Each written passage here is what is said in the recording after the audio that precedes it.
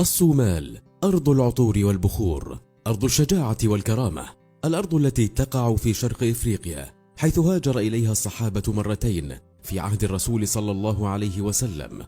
الأرض التي كانت بوابة لدخول الإسلام في إفريقيا وكثير من البلدان في العالم. الأرض التي أحبها المصريون وسموها ببلاد البونت، وكان يحبها ويعظم قدرها ملوك الفراعنة المصريين. الأرض التي أرسلت إليها الملكة حتشبسوت بعثة تجارية على متن سفن كبيرة، وقامت السفن بحمل الهدايا والبضائع إلى بلاد بونت الصومال حاليا.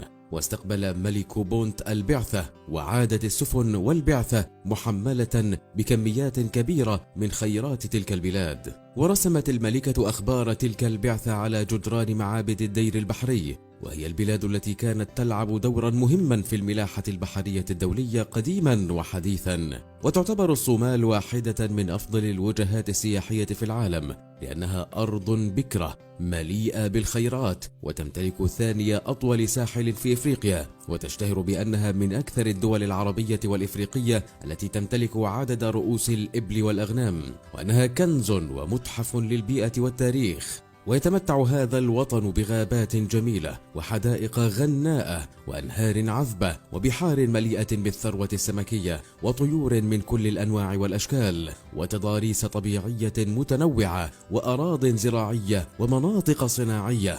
وفيها معالم أثرية لحضارات اندثرت كانت موجودة قبل بزوغ فجر التاريخ، وحضارات إسلامية لا زالت معالمها شاهدة على قدم وصول الإسلام إلى هذه الدولة المسلمة، وإرث حضاري يمتد منذ بداية الحضارة الإنسانية.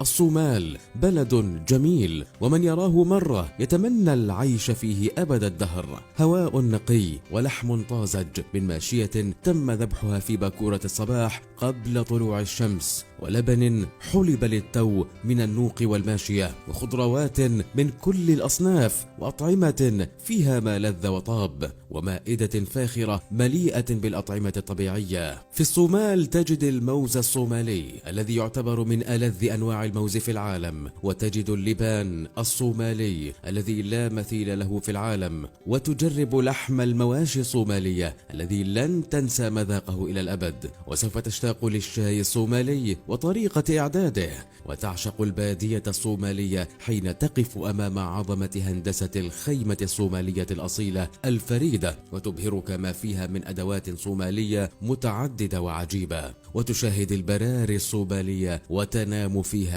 آمنا مطمئنا.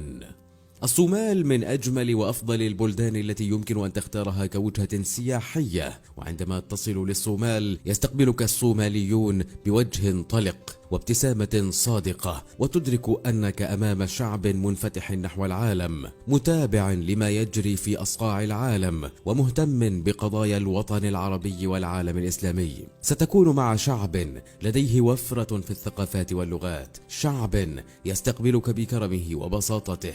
فهناك من يقول بأن اسم الصومال أطلقه على هذه البلاد التجار الأجانب الذين زاروا الصومال، واستقبلهم الصوماليون بكرم الضيافة وحفاوة الاستقبال قائلين صومال، ومعناها هيا احلب المواشي للضيوف. وهذا الكرم الحاتمي في الصومال هو صفة يشهد للصومال كل من زارها يوما أو تعايش مع صومالي في أي بقعة من بقاع